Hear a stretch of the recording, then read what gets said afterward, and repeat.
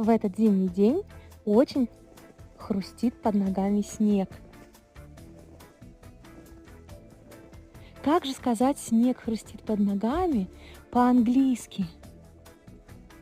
The snow is crunching under my feet. Crunch. Скрипеть.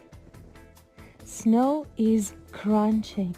Да, время present continuous, потому что я сейчас иду, и снег сейчас у меня под ногами аппетитно хрустит.